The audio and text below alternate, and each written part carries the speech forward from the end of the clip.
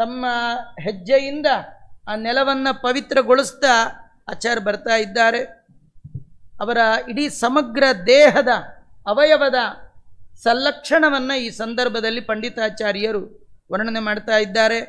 ನಖ ನಿರ್ಜಿತ ಪದ್ಮರಾಗಂ, ಆಚಾರ್ಯರ ಬೆರಳಿನ ಉಗುರುಗಳೆಲ್ಲ ಕೆಂಪಾಗಿರ್ತಿತ್ತು. ಈ ಕಲರ್ ಹಾಕೊಂಡು ಕೆಂಪಲ್ಲ, ಅದು ಸ್ವಾಭಾವಿಕವಾದ ಕೆಂಪು.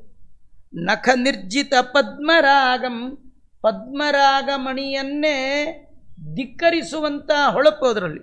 ವರಕೂರ್ಮ ಪ್ರಪದಂ ನಿಗೂಢ ಗುಲ್ಪಂ, ಮುಂಗಾಲು ಅವರ ಕೂರ್ಮವನ್ನು ಹೋಲ್ತಾ ಇದೆ.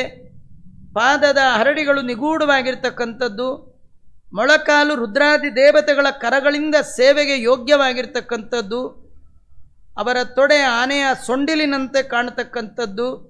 ಶುಭ ಶುದ್ಧ ನಿತಂಬ ಬಿಂಬರಾಜನ್ ನವಕೌಶೇಯ ವಿಶೇಷ ವಾಕ್ಯವಸ್ತ್ರಂ, ಅವರ ಮಂಗಲಕರವಾದ ಕಟಿ ಪ್ರದೇಶ, ರೇಷ್ಮೆಯ ಹೊಸದಾದ ವಿಶೇಷ ಹೊರವಸ್ತ್ರ, ತೆಳುವಾದ ಉದರ, ಉತ್ತಮವಾದ ಕಂಠ, ಹಣೆಯಲ್ಲಿ 3 ರೇಖೆ, ಇದೆಲ್ಲ ಬಹಳವಾಗಿ ಶೋಭಿಸ್ತಾ ಇದೆ. ಆಚಾರ್ಯರನ್ನ ಅವರ ವಕ್ಷಸ್ಥಲ, ಭುಜ, ಬಾಹು, ಅವರ ಮುಖ ಚಂದ್ರಮಂಡಲವನ್ನು ಮೀರಿಸುವಂತಹ ಕಾಂತಿ. ಆಚಾರ್ಯರ ದಂತ ಪಂಕ್ತಿ ಹಲ್ಲು ಅತಿ ಸುಂದರ ಮಂದಹಾತ ರಾಜನ್ ನವಕುಂದ ಭರದಂ ಶುಭಾರುಣೋಷ್ಟಂ. ಓಷ್ಟ ಅಂದರೆ ತುಟಿ, ಆಗತಾನೆ ಉದಯಿಸುವ ಚಂದ್ರನ ಯಾವ ಸೂರ್ಯನ ಕೆಂಪು ಬಣ್ಣ ತುಟಿ ಆಚಾರ್ಯರದು. ಒಳ್ಳೆ ಕುಂದ ಪುಷ್ಪದಂತೆ ಶೋಭಾಯಮಾನವಾಗಿದೆ.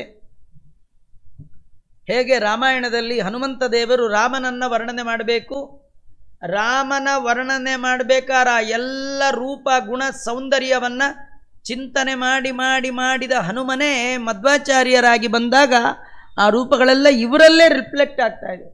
ನೀವು ಯಾವ ಯಾವ ಗುಣದಿಂದ ಭಗವಂತನ ಎಷ್ಟೆಷ್ಟು ಸೌಂದರ್ಯವನ್ನು ಉಪಾಸನೆ ಮಾಡ್ತೀರಿ ಅಷ್ಟಷ್ಟು ಚಂದ ನೀವು ಕಾಣ್ತೀರಿ. ನೋಡಿ, ಬಿಂಬಕ್ಕೆ ಅಲಂಕಾರ ಮಾಡಿದರೆ ಪ್ರತಿಬಿಂಬ ತಾನೇ ಚೆನ್ನಾಗಿ ಕಾಣುತ್ತೆ. ನೀವೆಲ್ಲೋ ಅರ್ಜೆಂಟ್ ಪೂಜೆಗೆ ಹೋಗಬೇಕು, ಕನ್ನಡಿ ಮುಂದೆ ನಿಂತ್ರಿ, ಮರೆತು ಆ ಕನ್ನಡಿ ಒಳಗೆ ಕಾಣೋದಿಕ್ಕೆ ಕುಂಕುಮ ಹಚ್ಚಿ ಅದಕ್ಕೆ ಪೌಡ್ರ್ ಹಚ್ಚಿ ನೀವು ಹಾಗೆ ಹೋಗ್ಬಿಟ್ರೆ ಆಗತ್ತಾ? ಅದು ನೀವು ಪ್ರತಿಬಿಂಬಕ್ಕೇನು ಮಾಡಬೇಡಿ, ಬಿಂಬಕ್ಕೆ ಅಲಂಕಾರ ಮಾಡಿಕೊಂಡ್ರೆ ಪ್ರತಿಬಿಂಬದಲ್ಲಿ ಬರುವಂತೆ. ಸೀತಾದೇವಿ ಹನುಮಂತನ ಕೇಳಿದು, ನೀನು ರಾಮನ ಭಕ್ತನಾದರೆ ರಾಮನ ಬಗ್ಗೆ ಏನು ಗೊತ್ತು, ರಾಮ ಹೇಗಿದ್ದಾನೆ ಹೇಳು ಅಂದದ್ದೇ ತಡ. ರಾಮನ ಕೈ, ರಾಮನ ಕಾಲು, ರಾಮನ ಪಾದ, ರಾಮನ ಕಟಿ, ರಾಮನ ವಕ್ಷಸ್ಥಲ, ರಾಮನ ಊರು, ರಾಮನ ಜಂಗೆ, ಅವನ ಕಂಠ, ಅವನ ಎಲ್ಲವನ್ನು ಅದ್ಭುತವಾಗಿ ಆ ಭಗವಂತನ ಎಲ್ಲ ಸಲ್ಲಕ್ಷಣವನ್ನು ಅವರು ವರ್ಣನೆ ಮಾಡಿದ್ದಾರೆ. ಅಂದರೆ ಅದರ ಉಪಾಸನೆ ಮಾಡಿರಬೇಕು. ಮಾಡಿದ್ದಕ್ಕೆ ಅದೆಲ್ಲ ಗುಣಗಳು ಇವರಲ್ಲಿ ಕಾಣ್ತಾ ಇದೆ. ನಾವು ಅದನ್ನು ಇಲ್ಲಿ ನೋಡ್ಬೋದು. ಆಚಾರ್ಯರ ಕರ್ಣ, ಆಚಾರ್ಯರ ಕಪೋಲ, ಅತಿಬಾಸುರ ಕರ್ಣ ಅಪಾಸಿತ ಶ್ರೀ ತುಳಸಿ ಗುಚ್ಛ ಮತ್ತುಚ್ಛ ಕಾಂತಿಗಂಡಂ, ಅವರ ಸುಂದರವಾದ ಕಿವಿಗಳಲ್ಲಿ ಚಿಗುರು ತುಳಸಿ ಇರ್ತಿತ್ತಂತೆ ಯಾವಾಗಲೂ. ಅವರ ಕೆನ್ನೆಗಳು ಅಪಾರವಾದ ಕಾಂತಿಯಿಂದ ಕೂಡಿರ್ತಕ್ಕಂಥದ್ದು.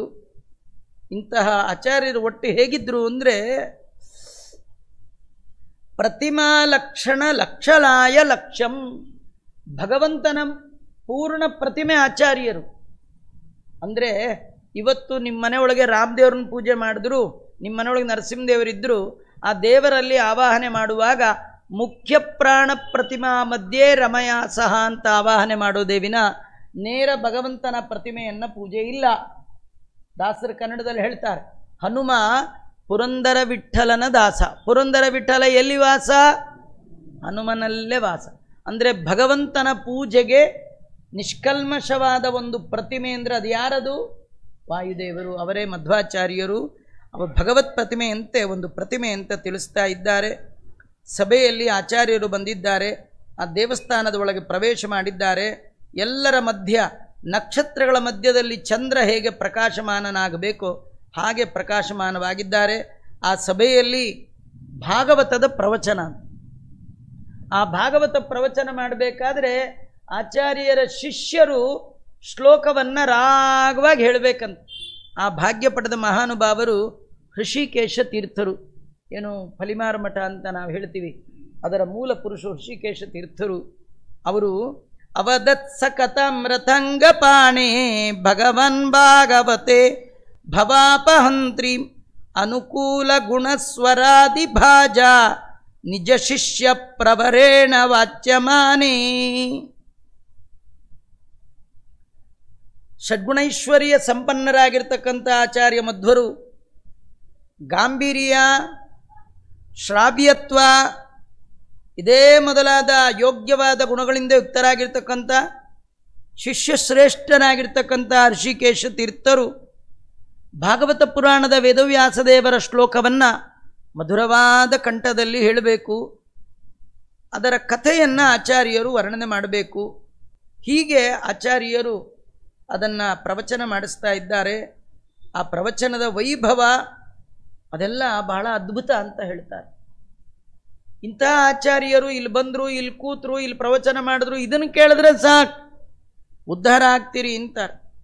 ಗಮನಾಸನ ಸಂಕತಾದಿ ಲೀಲಾ ಸ್ಮೃತಿ ಮಾತ್ರೇಣ ಭವಾಪವರ್ಗದಾತ್ರೀ ಕಥಮಪ್ಯಮರ ಪ್ರಪಂಚಯೇಯು ನನು ಮಧ್ವಸ್ಯ ನಮಾದೃಶೋಲ್ಪಬೋಧ. ಸ್ಮರಣ ಮಾತ್ರದಿಂದಲೇ ಸಂಸಾರದ ಪಾಶವನ್ನು ಕಡಿದು ಮೋಕ್ಷವನ್ನು ಕೊಡುವಂತಹ ಆಚಾರ್ಯರ ಗಮನಾಸನ ಸಂಕತಾದಿ ಲೀಲೆ ಇದನ್ನು ದೇವತೆಗಳು ಮಾತ್ರ ವರ್ಣಿಸಬಹುದು. ನನ್ನಂಥ ಅಲ್ಪ ಮನುಷ್ಯ ಏನು ವರ್ಣಿಸ್ಲಿ ಅಂತ ಅಷ್ಟು ವರ್ಣನೆ ಮಾಡ್ತಾ ಮಾಡ್ತಾ ಪಂಡಿತಾಚಾರ್ಯರು. ಆ ಸಂದರ್ಭದಲ್ಲಿ ಆಚಾರ್ಯರ ಶಿಷ್ಯರಾದ ತ್ರಿವಿಕ್ರಮ ಪಂಡಿತಾಚಾರ್ಯರ ಆ ವಂಶ, ಅವರ ಕಥೆಯನ್ನು ಪ್ರಾಸಂಗಿಕವಾಗಿ ವರ್ಣನೆ ಮಾಡ್ತಾ ಇದ್ದಾರೆ. ಸುಬ್ರಹ್ಮಣ್ಯ ಸೂರಿಗಳು ಅಂತ ತ್ರಿವಿಕ್ರಮ ಪಂಡಿತಾಚಾರ್ಯರ ತಂದೆ. ನಿಮಗೆಲ್ಲ ಕೇಳಿ ಸುಬ್ರಹ್ಮಣ್ಯಕ್ಕೆ ಸೂರೇ ಬರುತ್ತೆ, ಸುತ ಇತಿ ಸುಬ್ರಷಂ. ಆ ಸುಬ್ರಹ್ಮಣ್ಯ ಸೂರಿಗಳು ಭಗವಂತನ ಸೇವೆಯನ್ನು ಅಪಾರವಾಗಿ ಮಾಡಿ ದೇವರ ಪರಮಾನುಗ್ರಹಕ್ಕೆ ಪಾತ್ರರಾಗಿ ಗಂಡು ಮಗುವನ್ನು ಪಡೆದರಂತೆ. ಆ ಮಗುವೇ ತ್ರಿವಿಕ್ರಮ ಪಂಡಿತಾಚಾರ್ಯರು. ಅವರಿಗೆ ತ್ರಿವಿಕ್ರಮ ಅಂತ ನಾಮಕರಣ ಮಾಡಿದ್ದಾರೆ. ಸಣ್ಣ ವಯಸ್ಸಿನಲ್ಲೇ ಆ ಮಗುಗೆ ಕಲಭಾಷಣ ಏವ ಸೂರಿ ಪೋತ ಕವಿರಾಸಿ ಅನವದ್ಯ ಪದ್ಯವಾದಿ. ಅವರು ತೊದಲ್ ನುಡಿ ಹೇಳುವಾಗಲೇ ಅದ್ಭುತವಾದ ಶ್ಲೋಕವನ್ನು ನಿರ್ಮಾಣ ಮಾಡ್ತಿದ್ರಂತೆ. ಇನ್ನು ಮಾತಾಡ್ಲಿಕ್ಕೆ ಶುರು ಸರಿ ಇಲ್ಲ ಆಗಲೇ ಅದಕ್ಕೆ ಹುಟ್ಟ ಪಂಡಿತರವರು, ಹುಟ್ಟಿದ ಮೇಲೆ ಪಂಡಿತರಲ್ಲ, ಬೈ ಬರ್ತ್ ಪಾಂಡಿತ್ಯ. ಅದು ಅವರು ಬಾಲ್ಯದಲ್ಲಿ ಒಂದು ಶ್ಲೋಕ ಮಾಡಿದ್ದಂತೆ. ಒಬ್ಬ ಭಿಕ್ಷುಕ ಮನೆಗೆ ಬಂದಂತೆ. ಬಂದಾಗ ಅವನಿಗೆ ಭಿಕ್ಷೆ ಹಾಕೋ ಯಾರಿಲ್ಲ ಸಂದರ್ಭ. ಇವರೇ ಅವನ ಮುಂದೆ ಹೋಗಿ ನಿಂತು ಒಂದು ಶ್ಲೋಕ ಮಾಡಿದ್ರಂತೆ. ತ್ರಿವಿಕ್ರಮ ಪಂಡಿತಾಚಾರ್ಯ ಇನ್ನು ಸಣ್ಣ ಮಗು ಮನೆಗೆ ಬಂದ ಭಿಕ್ಷುಕನಿಗೆ ಅವರು ಏನಾದ್ರು ಭಿಕ್ಷೆ ಹಾಕಿ ಅಂದರೆ ಒಂದು ಶ್ಲೋಕ ಹೇಳಿಬಿಟ್ರಂತೆ. ಎಂಥ ಅದ್ಭುತ ಶ್ಲೋಕ ಅಂದರೆ, ಏಕಕ್ಷಪಣಕ ಶಾಖಾರ್ಥ ಬಹವಕ್ಷಪಣಕ ಶಾಖಾದಾನ ಯತ್ರ ಕ್ಷಪಣಕ ಬಹುಶಾಖಾದ ತತ್ರ ಕ್ಷಪಣಕ ಶಾಖಾದ. ಇದೇ ಅರ್ಥ ಅಲ್ಲಿ ಹೋಗೇ ಬಿಟ್ಟ. ಕತೆ ಇಷ್ಟೇ. ಏಕಕ್ಷಪಣಕ ಶಾಖಾಹರ್ತ. ನಮ್ಮನೇಲಿ ಒಬ್ಬ ಭಿಕ್ಷು ಹೋಗಿ ಸಂಪಾದನೆ ಮಾಡ್ತಾನೆ, ಅನೇಕ ಭಿಕ್ಷುಗಳು ತಿಂತಾ ಕೂತಿದ್ದೀವಿ, ನಾವೇ ಭಿಕ್ಷುಕರು, ನಮ್ಮನೇಲಿ ಭಿಕ್ಷುಕನಿಗೆ ಏನು ಕೆಲಸ ಅಂದ್ರಂತೆ. ನಮ್ಮನೇಲಿ ಭಿಕ್ಷೆ ತರೋರೇ ಒಬ್ಬನೇ ಯಜಮಾನ, ದುಡಿಯೋನು ಒಬ್ಬನು, ಅದನ್ನು ಹೊಡೆದು ತಿನ್ನೋರು ನಾವಿಟ್ಟು ಜನ, ನಾವೇ ಭಿಕ್ಷುಕರು, ನಮ್ಮನೇಲಿ ಭಿಕ್ಷುಕರಿಗೆ ಏನು ಕೆಲಸ ಅಂತಂದರು. ನಿನಗೇನು ಸಿಗುತ್ತಪ್ಪ? ಏಕಕ್ಷಪಣಕ ಶಾಖಾಹರ್ತ ಬಹವಕ್ಷಪಣಕ ಶಾಖಾದಾನ ಯತ್ರ ಕ್ಷಪಣಕ ಬಹುಶಾಖಾದ ತತ್ರ ಕ್ಷಪಣಕ ಶಾಖ. ನಾವೇ ಒದ್ದಾಡ್ತಿರುವಾಗ ನಿನಗಿಲ್ಲೇನು ಕೆಲಸ ಅಂತ ಕಳಿಸಿದ್ರು ಅಂತ ಇವರು ಮುಂದೆ ದೊಡ್ಡ ಕಾವ್ಯ ಉಷಾಹರಣ ಮೊದಲಾದ ಕಾವ್ಯವನ್ನು ರಚನೆ ಮಾಡಿದ್ದಾರೆ. ಅನೇಕ ಜನ ಪಂಡಿತರನ್ನು ಗೆದ್ದವರು, ಮಾಯಾವಾದವನ್ನೇ ಅಧ್ಯಯನ ಮಾಡಿದ್ದಾರೆ. ಆ ಸಂದರ್ಭದಲ್ಲಿ ಅವರ ತಂದೆಗಳು ಮರಣೋತ್ಕ್ರಮಣದ ಕಾಲ, ಇನ್ನೇನು ಸಾಯುವ ಹಂತ. ಆಗ ಚೆನ್ನಾಗಿ ಅಧ್ಯಯನ ಮಾಡಿದ ತನ್ನ ಮಗನನ್ನು ಕರೆದು ಅವ್ರ ತಂದೆ ಹೇಳಿದ್ರಂತೆ, ಶೃಣುವಾಚ ಮಿಮಾಂ ವಿಚಾರಿತಾರ್ಥಂ. ಅಪ್ಪ ನನ್ನ ಮಾತು ಕೇಳು, ನಾನು ಎಲ್ಲ ವಿಷಯವನ್ನು ಚೆನ್ನಾಗಿ ಪರಿಶೀಲನೆ ಮಾಡಿ ಈ ಮಾತು ಹೇಳ್ತಾ ಇದ್ದೇನೆ. ಏನೋ ಸಾಯೋ ಕಾಲಕ್ಕೆ ಏನೋ ಹೇಳಿದ್ರು ಅಂತ ಅನ್ಕೋಬೇಡ, ಇದು ನನ್ನ ಅನುಭವ. ಏನು?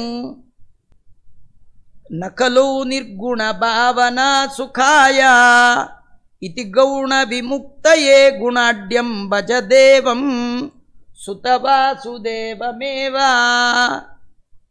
ಕಲಿಯುಗದಲ್ಲಿ ನಿರ್ಗುಣೋಪಾಸನೆ ಇದು ಸುಖಕ್ಕೆ ಸಾಧನ ಅಲ್ಲ, ಎಂದು ಉದ್ಧಾರ ಆಗೋಲ್ಲ. ದೇವರಲ್ಲಿ ಗುಣ ಇಲ್ಲ ನಿರ್ಗುಣ ಅಂತ ಉಪಾಸನೆ ಮಾಡಿದ್ರೆ ಎಂದು ಸುಖ ಸಿಗೋಲ್ಲ. ಯಾಕಂದರೆ ನಾನು ಆ ಉಪಾಸನೆ ಮಾಡಿದೆ, ಅದರ ಫಲ ನನಗೇನೂ ಆಗಲಿಲ್ಲ, ಇವತ್ತು ಹೋಗ್ತೀನಿ ನಾನು. ಆದರೆ ನೀನು ಮೋಕ್ಷ ಬೇಕು ಅಂತ ಬಯಸಿದರೆ ನಿರ್ಗುಣೋಪಾಸನೆಯನ್ನು ಬಿಟ್ಟು ಗುಣದಿಂದ ಪೂರ್ಣನಾದ ವಸುದೇವ ಸೂನುವಾದ ಕೃಷ್ಣನ ಆರಾಧನೆ ಮಾಡು ಅಂತ. ಭಗವಂತ ಸರ್ವತಾ ನಿರ್ಗುಣ ಅಲ್ಲ, ಅವನು ಗುಣಪೂರ್ಣ ಅಂತ ಹೇಳ್ತಾ ಇದ್ದಾರೆ. ತಂದೆಯ ಮಾತನ್ನು ಕೇಳಿ ಸ್ವಲ್ಪ ಮಗನಿಗೆ ಗೊಂದಲ ಆಯಿತು. ಅವರು ವಿಚಾರ ಮಾಡಿದ್ದಾರೆ. ಅವರಿಗೆ ಮತ್ತೆ ಮತ್ತೆ ಉಳಿದೆಲ್ಲ ಭಾಷ್ಯಗಳ ಅಧ್ಯಯನ ಮಾಡ್ತಿರುವಾಗ ಆ ವಾಕ್ಯಗಳೇ ಪರಸ್ಪರ ವಿರುದ್ಧ ಅಂತ ಅನ್ನಿಸ್ತು. ಮತ್ತೂ ವಿಚಾರ ಮಾಡಿದಾಗ ಸೂತ್ರಕ್ಕೆ ಇದು ಅನುಗುಣವಾದ ಭಾಷ್ಯ ಅಲ್ಲ, ಮೂಲ ಗ್ರಂಥಕರ್ತೃಗಳ ಆಶಯವೇ ಬೇರೆ, ವ್ಯಾಖ್ಯಾನ ಮಾಡೋರು ಹೇಳ್ತಿರೋದೇ ಬೇರೆ. ಯಾಕೋ ಇದು ಸರಿ ಹೋಗ್ತಿಲ್ಲ ಅಂಥೇಳಿ ಈ ಬ್ರಹ್ಮಸೂತ್ರಗಳ ಮೇಲೆ ಏನೆಲ್ಲ ಭಾಷ್ಯ ಬಂದಿದೆ ಅದನ್ನು ಓದ್ತಾ ಅವ್ರಿಗನ್ನಿಸ್ತು, ಈ ಬ್ರಹ್ಮ ನಿರಾಕಾರ ಅಲ್ಲ, ಬ್ರಹ್ಮ ನಿರ್ಗುಣ ಅಲ್ಲ, ನಿರ್ಗುಣ ಉಪಾಸನೆಯಿಂದ ಎಂದೂ ಕೂಡ ಉತ್ತಮವಾದ ಫಲವನ್ನು ಪಡೀಲಿಕ್ಕೆ ಸಾಧ್ಯ ಇಲ್ಲ. ಇದೆಲ್ಲ ವಿಚಾರ ಮಾಡುವಾಗ ಆಚಾರ್ಯರ ಕೀರ್ತಿಯನ್ನು ಪಂಡಿತಾಚಾರ್ಯರು ಕೇಳಿದ್ದಾರೆ. ಆ ಸಂದರ್ಭದಲ್ಲಿ ಅನೇಕ ಜನ ಬಂದು ಪಂಡಿತಾಚಾರ್ಯರಲ್ಲಿ ಪ್ರಾರ್ಥನೆ ಮಾಡಿದ್ದಾರೆ, ಏನಾದರೂ ಮಾಡಿ ನೀವು ಆಚಾರ್ಯರನ್ನು ವಾದದಲ್ಲಿ ಸೋಲಿಸಬೇಕು ಅಂತ. ನಮ್ಮ ಅನಾದಿ ಕಾಲದಿಂದ ಬಂದಂತಹ ಈ ಮಾಯಾವಾದದ ರಕ್ಷಣೆ ನಿಮ್ಮ ಕೈಯಲ್ಲಿದೆ, ನೀವು ರಕ್ಷಣೆ ಮಾಡಬೇಕು ಅಂದಾಗ ಹಾಗೆ ಆಗಲಿ ಅಂತ ಒಪ್ಪಿದ್ದಾರೆ. ಆ ಸಂದರ್ಭದಲ್ಲಿ ಆಚಾರ್ಯರ ಬಳಿ ತ್ರಿವಿಕ್ರಮ ಪಂಡಿತಾಚಾರ್ಯರು ಅನೇಕ ದಿನಗಳ ಕಾಲ ವಾದ ಮಾಡಲಿಕ್ಕೆ ಕೂತಿದ್ದಾರೆ ಅಂತ ಒಂದು ಪ್ರಸಂಗ ಈ ಸಂದರ್ಭದಲ್ಲಿ ಬಂತು. ವಿಷ್ಣುಮಂಗಲ ದೇವಾಲಯಕ್ಕೆ ಆಚಾರ್ಯರು ಬಂದಿದ್ದಾರೆ. ಅಲ್ಲಿ ಆಚಾರ್ಯರನ್ನು ನೋಡಬೇಕು, ಅವರ ಮಾರ್ಗದರ್ಶನ ಕೇಳಬೇಕು, ಅವರ ಜೊತೆ ವಾದ ಮಾಡಬೇಕು ತತ್ವಕ್ಕೋಸ್ಕರವಾಗಿ.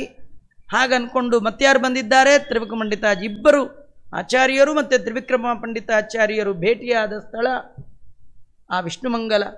ತಂ ವಿಷ್ಣುಮಂಗಲಗತಂ ಬಹುಲ ಪ್ರಬೋಧಂ ಪ್ರಾಪ್ಯಾಭ್ಯವಂದತ ತದಾ ಯುಗ ವಿಕ್ರಮಾರ್ಯ ಆನಂದದಂ ಸಚತುರಾನನಃ ಸ ಲಕ್ಷ್ಮ್ಯಾ ತತ್ವಂ ಪ್ರವೇತ್ತು ಮಮರೇಂದ್ರ ಇವಬ್ಜಯೋನಿಂ.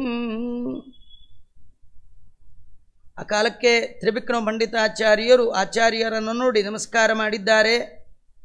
ಅವರ ಬಳಿ ತತ್ವವನ್ನು ತಿಳ್ಕೊಳ್ಬೇಕು ಅಂತ, ಹೇಗೆ ಬ್ರಹ್ಮದೇವರ ಬಳಿಗೆ ಇಂದ್ರದೇವರು ತತ್ವವನ್ನು ತಿಳ್ಕೊಳ್ಬೇಕು ಅಂತ ಹೋಗಿ ವಿನಯಾದಿಗಳಿಂದ ಭರಿತರಾಗಿ ನಮಸ್ಕಾರ ಮಾಡಿ ಸಂದೇಹಗಳನ್ನು ಪರಿಹಾರ ಮಾಡಿಕೊಳ್ತಾರೋ ಇಂದ್ರಾದಿ ದೇವತೆಗಳು, ಆ ರೀತಿ ಪಂಡಿತಾಚಾರ್ಯರು ಕೂಡ ಆಚಾರ್ಯರ ಬಳಿಗೆ ಬಂದಿದ್ದಾರೆ ಅಂತ ಹೇಳ್ತಾ, ಆ ಸಂದರ್ಭದಲ್ಲಿ ಆಚಾರ್ಯರ ಕೀರ್ತಿ, ಅವರ ವಾದದ ಶೈಲಿ, ಅವರು ಹೇಗೆಲ್ಲ ವಾದ ಮಾಡಿದರು, ಅವರು ಆಚಾರ್ಯರು ಪಂಡಿತಾಚಾರ್ಯರನ್ನು ಹೇಗೆ ಸ್ವೀಕಾರ ಮಾಡಿದರು, ಹೇಗೆ ಆಚಾರ್ಯರ ಗುಣಗಳಿಗೆ ಪಂಡಿತಾಚಾರ್ಯರು ಮಾರು ಹೋದರು ಇತ್ಯಾದಿ ಕಥೆ ಎಲ್ಲ ಬರ್ತಕ್ಕಂಥದ್ದು.